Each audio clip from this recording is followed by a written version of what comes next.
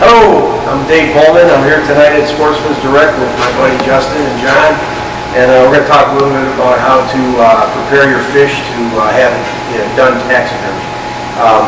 I've been doing taxidermy for about 48 years, so I just have this down in my brain. I don't really explain it all that often, but I will try my best tonight to help you when you catch a nice fish, whether it's a gigantic muskie or a small little panfish. You've got to do the same procedure to prepare it to have it done.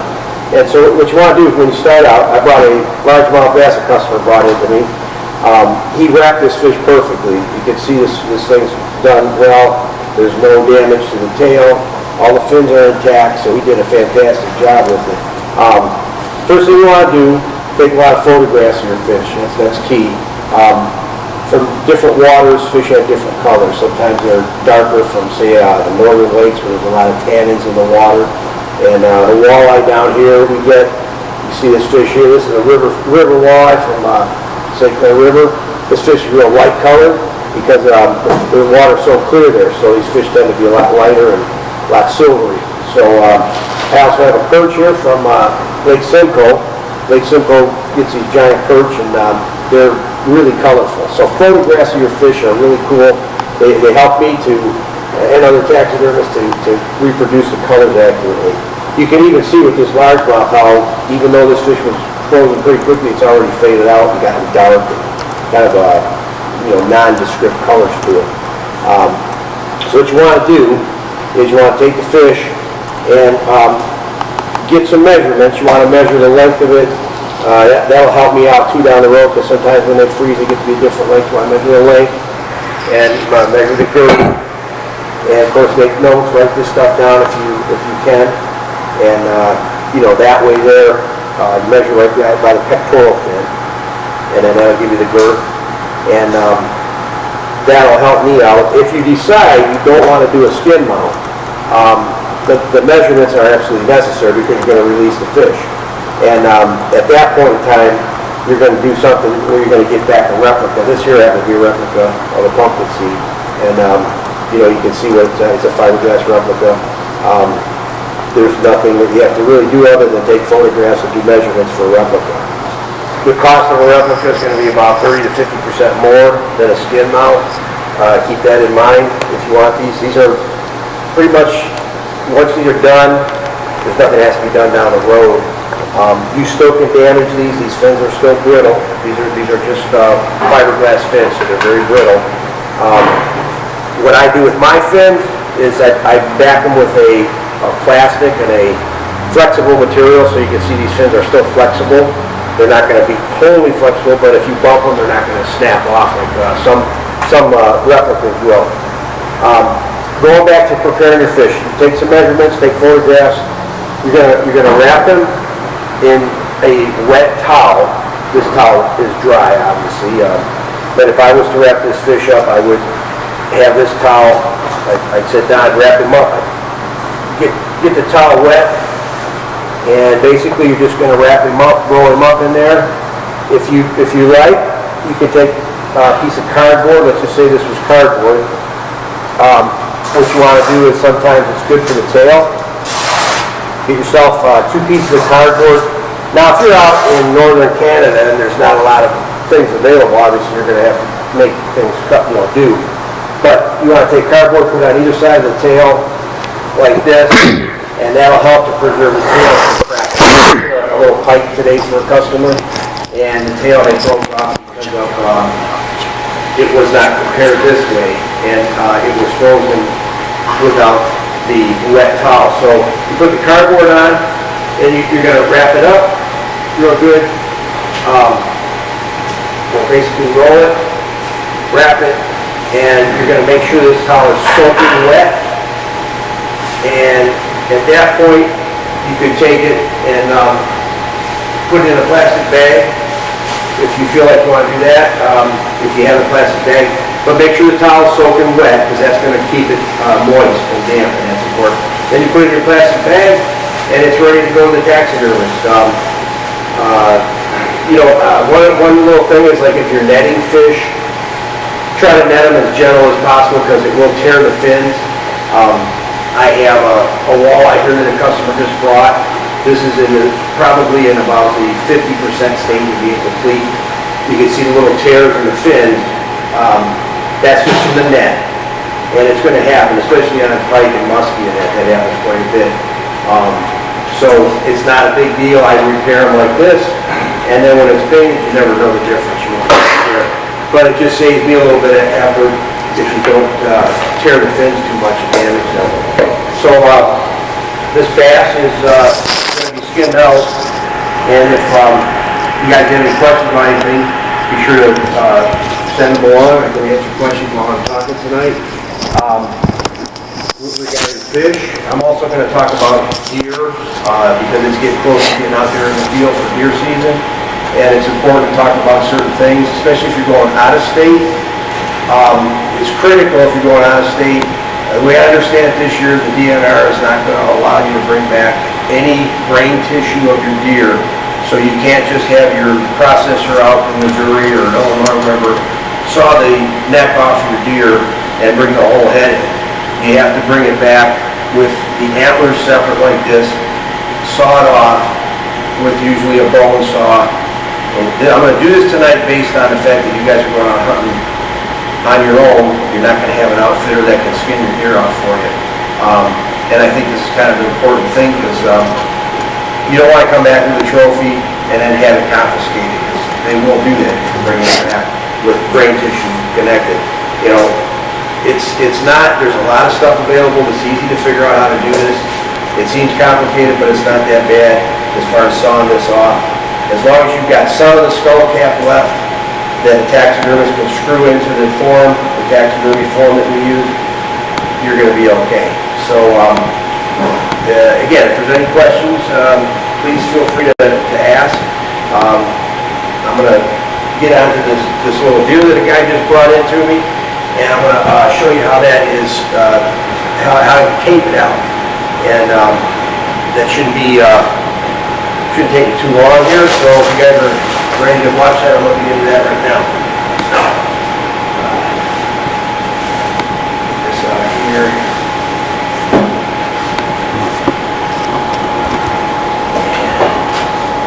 Grab my stuff here. Let's see, all you got right here. So one of the keys is when you are getting your deer from out of state is you're going to have a whole animal. So it's important to know, where to cut it off. You don't want to cut it too short, because that's the key. I brought in a diagram.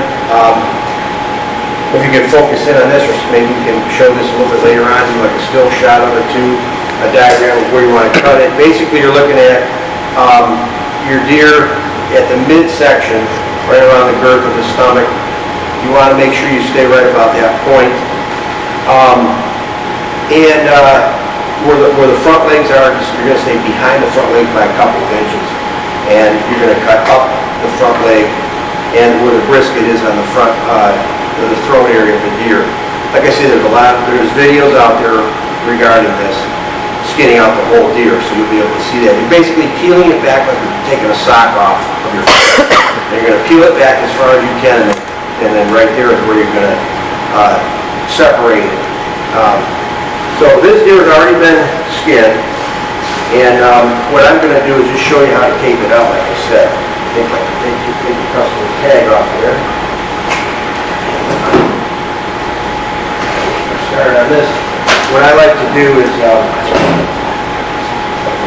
I do something called a Y incision on my deer. It's basically what you're going to do is there's a Y that you want to make between the antlers right here. This goes back this way. This is great. Then you always want to cut down into the hair. You never want to cut on top of it.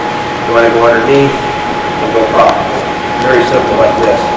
I know this is not a real big buck, but it doesn't matter. This is the guy's first deer, and this is the trophy of a lifetime to him. And this is his very first year, so I treat everybody the same. I mean, if a guy's been hunting 20 years or this is his first year, every customer has a story behind it, and every customer is, just as important as the other one. So So this is my little Y decision here I'm making. And then from there, for instance, if this deer had a whole neck on it, I would do the same thing. Maybe go down this way. Make a little cut like that. Don't need to make a big cut here. Doesn't have to be very long. Try to stay in the center, the top area of the deer. Going along. And again, don't need to make a real long incision. About that far is good. And peel this up a little bit. I'll try to see the camera so you can see. And if you're really interested in me skinning out fish, I'd be more than happy to take requests if that's what you would like to see. I can show you how to skin out fish if you're ever thinking about, getting into some taxidermy work yourself, trying it. Like I said, I started when I was 13 years old, and I truly enjoy it. It's a way to preserve nature, and still be able to give my customer a lot of satisfaction. And there's nothing like seeing an animal up close, and especially if it's a trophy that you or your son or grandson has killed. My buddy took his grandson out this year, and he got his first buck. He's just so excited. Okay, what I've done, I made my V. Here's the V incision right there. And I'm lifting this flap of skin off, and I'm going to take a regular screwdriver. So all you need is a screwdriver. You don't need to take a knife here because you don't want to cut into this. And you can just peel this back with a screwdriver. It's very simple. Make sure you get that cut out of the first. Make sure you cut all the way up to the burr on the antler. And then a screwdriver, just peel that right off. Very simple. And then you're not worried about cutting anything. Obviously, if you have a bigger horns, bigger antlers, I should say, that is the same technique here. I'm going around doing this. Just like, and then I like to get in with a smaller knife, right? Exactly. And start cutting. Once I get past this, my antlers, then I will get into the facial area where it's critical as far as like, not cutting any of the eyelids, because that's where the beauty is. This deer's got some gorgeous eyelashes and stuff on him, so I don't want to do anything to damage that. Sometimes I have a hammer to make this just a little tacky hammer, just kind of tap this around. Gives it just a little bit more leverage. Just a little tuck to it off. Tap it around. Cover it up. First side.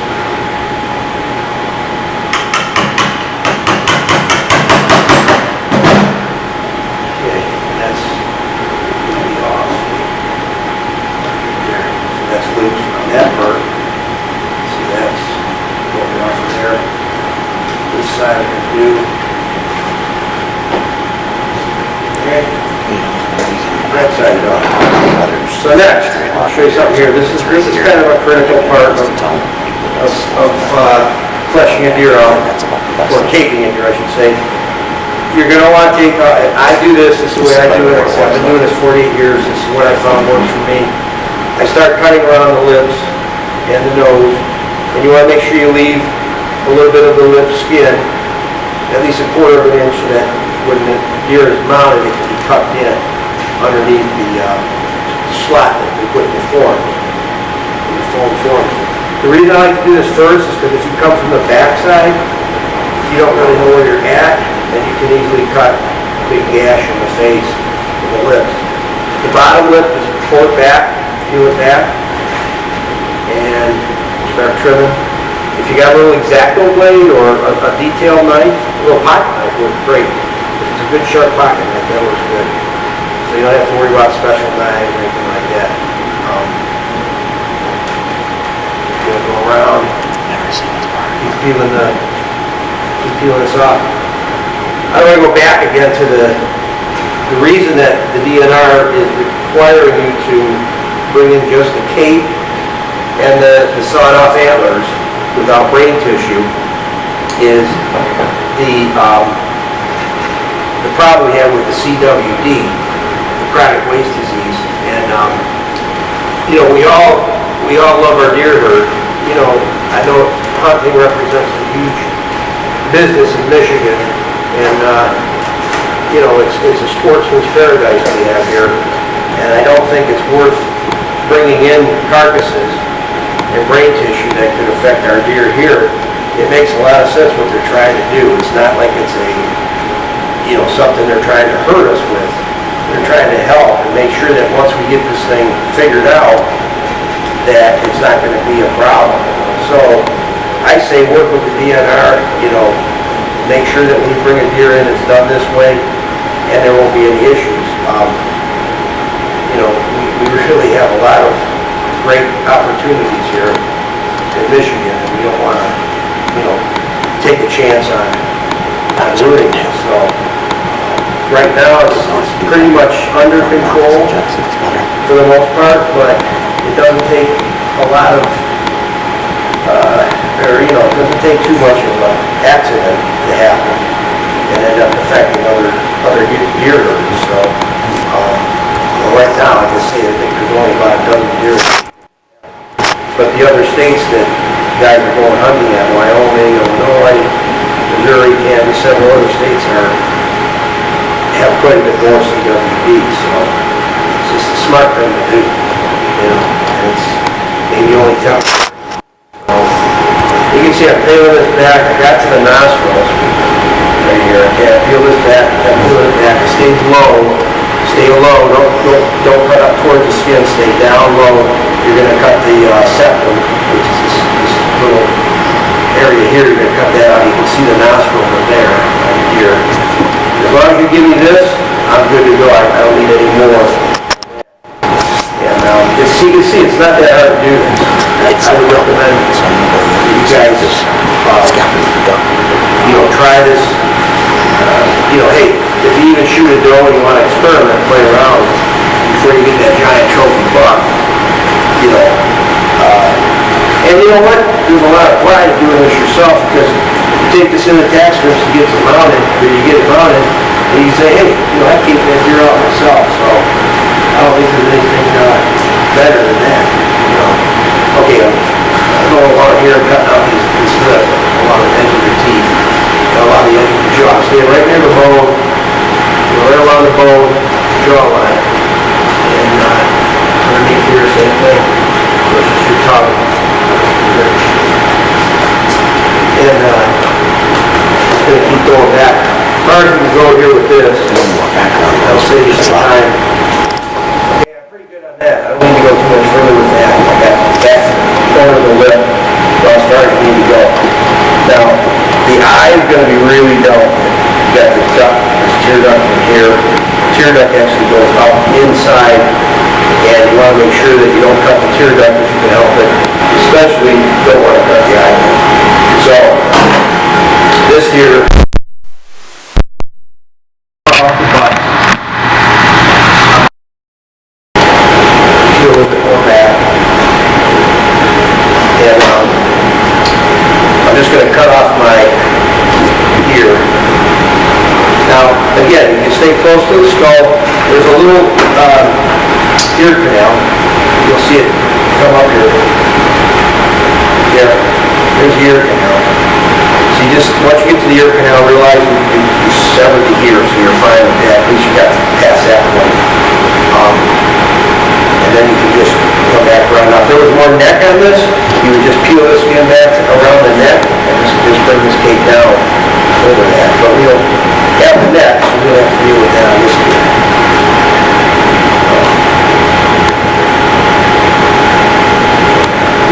Sometimes I use a smaller blade on it and tighter spots, especially around the eye.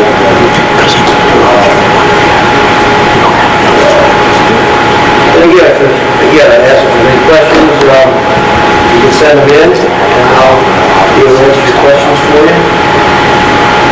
While I'm here doing it.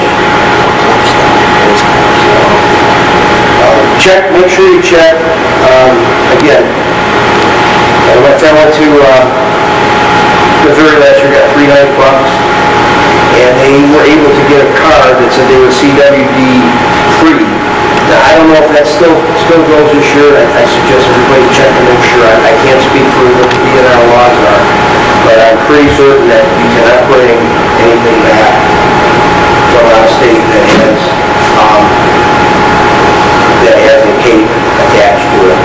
So, all right, you can see this. All right, I'll get this one around. I'm getting close to the eye here.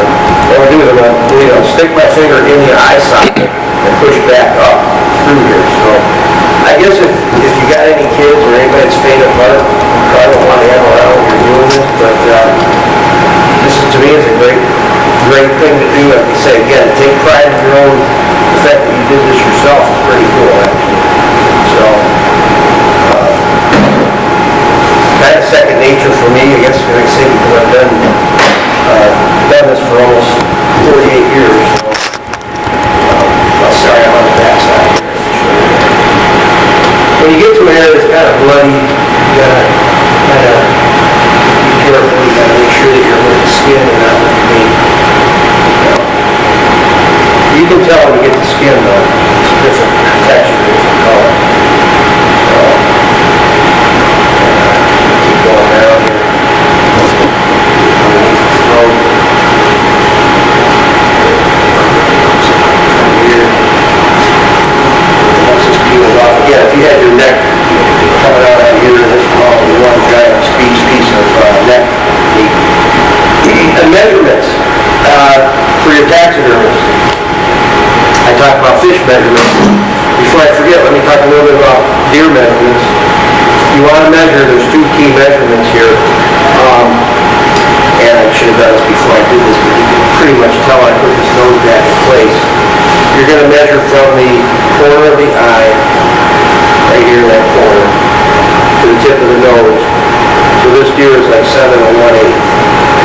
And if you can get another measurement before the deer is skinned out, before you take all the neck off of it, you want to measure him right about 4 inches back from the ears. So if this ear was attached here, you want to go back across to this distance, and then you want to do your circumference of the neck. I'm going to have to take this deer, because there is no neck meat in here, I'm going to have to stretch this out and pretty much do this and then double it. So I'm about 16 inches on this deer. Those are the only 2 measurements you really need. What I do, I've been doing this for a while, and I like to be, I'm an artist also, I do a lot of painting. You can come in to Sportsmen Direct and see some of my work here. John's really been great to me, he's helped me sell my work. But since I'm an artist, I like things to be specific, so I also take a measurement of the tip of the antler to the nostril, right about at the end of the nostril. Well, it could be the beginning of it or the end of the nostril. This happens to be 14 1/4 on the right side, and you'll see this deer, this is 14 3/4 on this side. So as an artist, and like I say, I like to be really specific, so when I mount these antlers, they're obviously going to be cut off of the head, like this. So I need to know where this point, once you put back on, it's going to be rocking back and forth like this. I need to know what this distance is here and here. And just one more measurement that you can take from the taxidermist that will help us out. Okay, so we'll keep working this down. This down here. You'll see here pretty soon where I come to my area where I cut off the lips, and where it saves me the hassle of not cutting the lips from this direction. It makes a big difference to me. So we're almost to the eye socket, so what I'm going to do, I'm going to show you here, I'm going to actually take and invert this, and I'm going to put my eye right up in there. You can see my finger. You can see this. My finger's right in there, right in the eye socket. And I always have really sharp knives. That way if I cut myself, it don't hurt as bad. But anyway, push that up. You can see your finger coming through. You're perfect. You haven't cut the eye. And then once you get here, you'll start to see there's a membrane that comes around. You can pull it from this side and see there's a bone around the eye. Stay right on that bone. Don't get past that bone area. That keeps it from cutting that skin. This is kind of tough skin here. This is the little necessitating membrane. You can take that off with the skin too if you want. I don't use it, but that makes you know, if you do get that off, it makes you know that you cut enough of the eye that you haven't short-changed yourself after cutting that off. So just pull on that as tight as you can right here. You're not going to tear anything. The skin is hard to pull out. So just keep pulling it. You can grab that necessitating membrane. Pull that over. And you're almost to the edge here to this corner. You just want to keep going right down. And you can see where I'm basically taking that eyelid right off. That's been removed now. Okay? So it wasn't that hard. I mean, really, you guys can do this. And don't feel intimidated. Just go slow. No rush. When you're out there, you get a big trophy deer. And I'm not saying that's more of a trophy than this is. Take your time, and you'll get it. You'll get it. Just stay close to the meat part, not to the skin part. And if you do that, you can do it. And then that way nobody can say anything to you when you're coming back. I do know a couple guys last year who lost their deer. They were confiscated at the border. So don't take a chance. You got a trophy of a lifetime. Do it the right way. So keep the video on your phone. Refer back to your phone if you have to while you're out in the field. This is the gland. This is that little indentation right here. That is that tear duct that's right here. You can see that actually tucks in. Turn it this way. Sorry about the blood, but that's part of it, right? That tear duct actually tucks in right here into the skull. So that's why you got to make sure you pop it out as you're going. Keep that out like that. Okay, so we got one side done. Get to this other side here in a second. I'll show you. Again, you can have a skinning type knife. I feel like, especially if you're starting out doing this, if you're doing this for the first time, get a smaller detail knife, a little X-Acto blade or something that helps you make little cuts. You don't need to make gigantic, fast, you're not in a hurry. Make little cuts. Again, I'm coming to this little socket right by the eye. You can see it comes down and rolls out. Kind of start pushing out. You can feel it. You can feel the whole eye socket. And again, you want to stick your finger in the eye, stick it in here, right inside that eyeball, and then you're going to push out with your finger. Turn this so you can see a little better. Push, there's my finger again. Push down, get the blade towards the socket. You can see it starting to come loose already. And you don't have to worry about having too much skin, because the more the better. It's all going to be processed and canned. We'll cut away whatever we don't need. Again, you're coming up, keep your finger out there. You're not going to cut your finger, so keep that there, and then coming into the eye socket. Alright?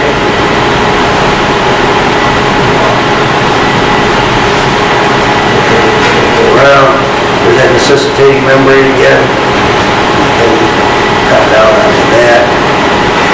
And you can use a little pressure. Use a little pressure here. And there, your eye socket is free.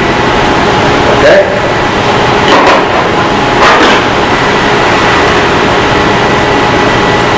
So,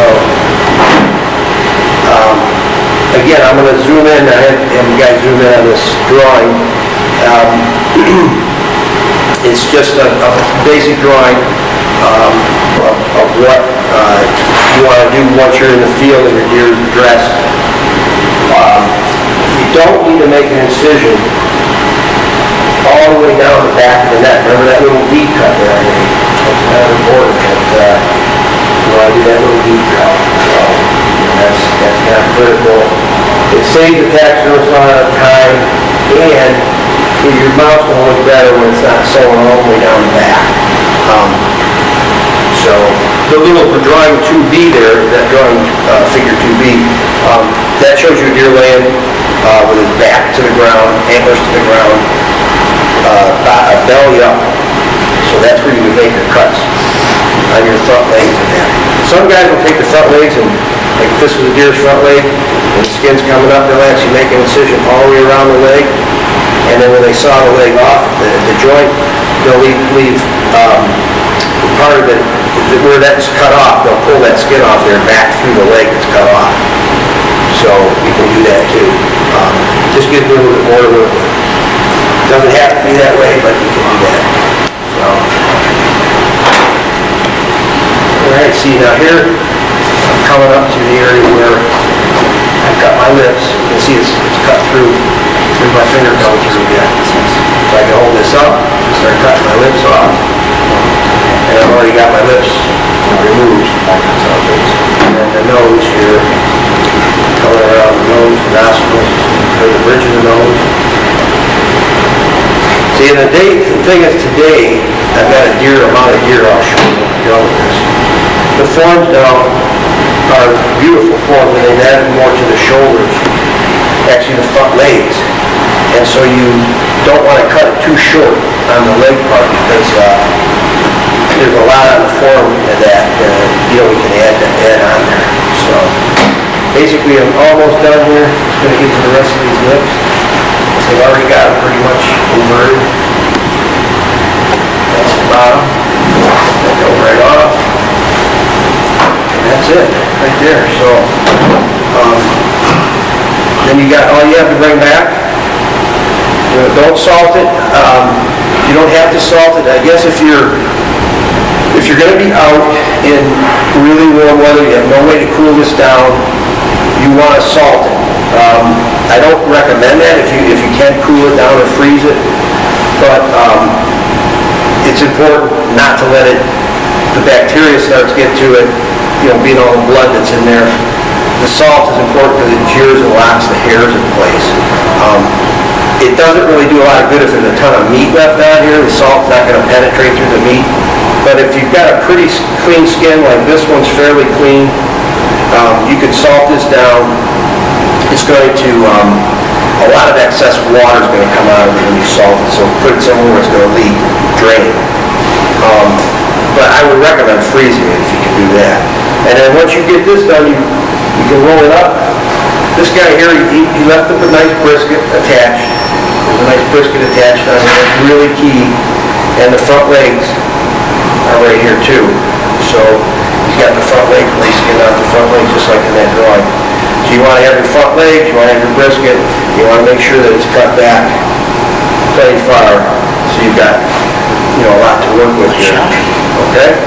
So good shot on that. Good shot on that one there. Yeah, I think that was a kill shot right there. So anyway, that is that. Again, any questions I can answer. I'm willing to answer questions. Let me show this other deer, this finished deer, real quick. I just want to do this. 1 second.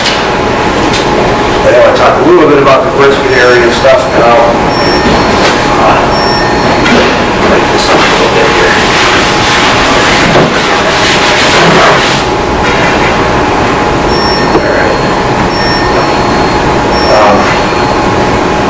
I'll show you a little bit here on this deer. This is what I'm talking about with the brisket. You got a nice long brisket, that part that was hanging out. Here's your front legs. And on these forms now, they've got a nice bit of shoulder here coming in with the front legs on both sides. So you can really get a nice detail in the brisket area. There's obviously the thing. And with my deer, I don't know if you can see this or not, but I like to take on my eyes, for sure at I like to do a lot of detail with actually taking eyelids and rebuilding them with epoxies and stuff. Rebuilding the eyelids and trying to get them as natural lifelike as possible. Putting the nodules on the nose and the tip of the nose, and do a lot of detail work inside the nostrils and that too. So, yeah, good luck hunting, guys. I hope you do well this year. Thank you. You want to talk any more about the fish?